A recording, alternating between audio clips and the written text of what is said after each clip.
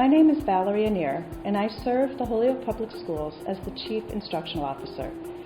I would like to share some information with you today for Dr. B's top 3.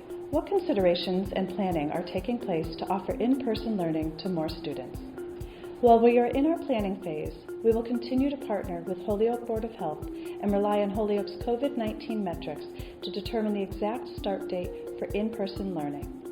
We will begin our transition to increased in-person learning once we see a consistent and observable reduction in cases in Holyoke. Our staff are carefully planning to safely transition into our hybrid model. Staff are diligently prioritizing and creating safe schedules, routines, and spaces. How can families help inform the planning process? We ask that families provide input into our planning by sharing whether they want their children to participate in full remote learning or hybrid learning. Preschool to grade 2 families were recently asked to complete a survey to gather this information. We ask that all families of students in grades 3 through 12 complete the survey that was sent home this week.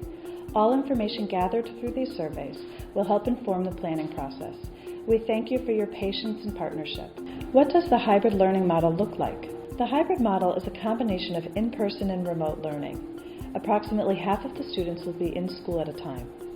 Students will participate in one of the following 4 cohorts within the hybrid model.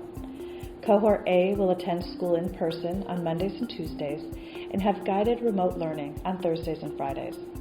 Cohort B will have guided remote learning on Mondays and Tuesdays and will attend school in person Thursdays and Fridays. This model allows for approximately 50% of our students to be physically in person at a distance of 6 feet apart, while the rest learn remotely. Most classes will have 10 to 12 students with 1 or 2 adults.